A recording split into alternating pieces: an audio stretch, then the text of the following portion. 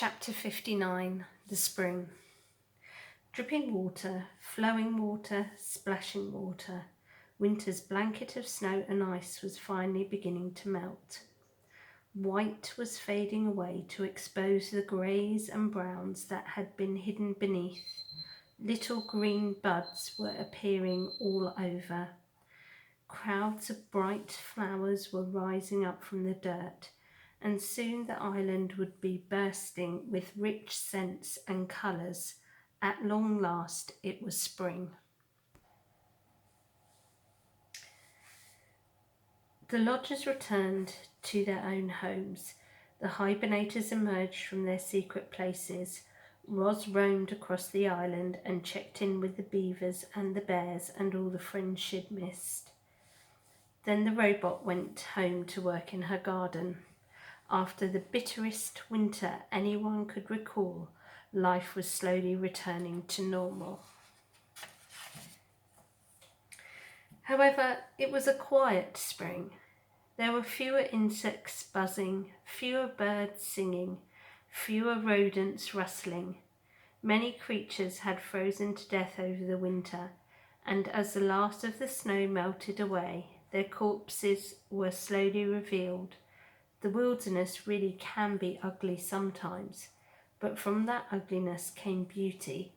You see, those poor dead creatures returned to the earth. Their bodies nourished the soil, and they helped create the most dazzling spring bloom the island had ever known. Chapter 60. The Fish. Help! Help! He's got my tail!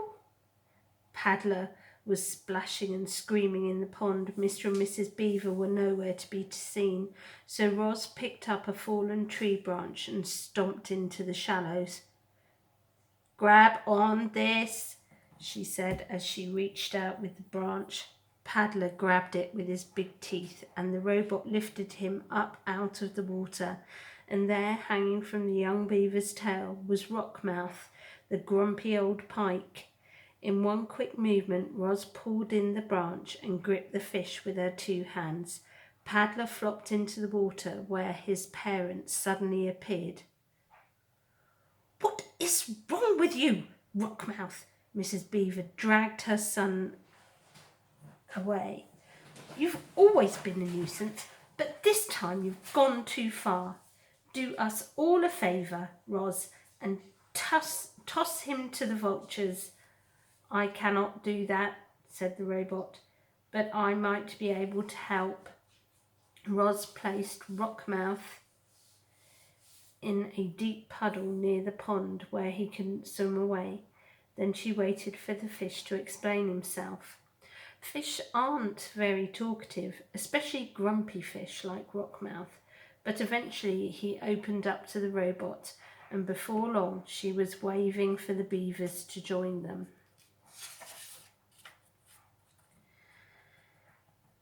"Rockmouth used to live in the river," said Roz as the beavers shuffled over. "But you trapped him here when you built your dam. He has been angry about it ever since."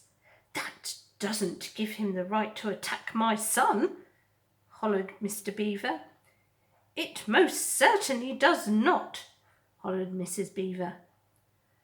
"I'd be upset too," said Paddler softly. "I'd hate to be kept away from my home. Mr. Rockmouth, you should have said something sooner." The fish looked up from the puddle with a frustrated expression that meant, "I tried, but no one was listening."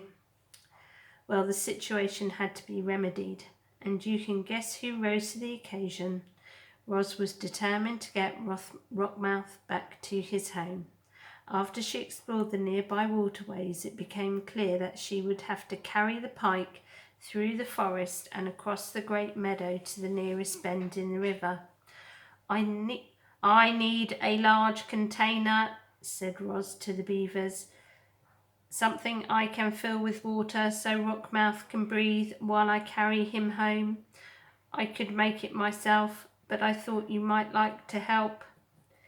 It couldn't have been easy to overcome her anger with Rockmouth, but after Mrs. Beaver had a chance to cool off, she finally came around. I suppose we are partly to blame for this whole situation, she muttered. Then the beavers did the right thing, and together they carved out a wooden barrel for the fish.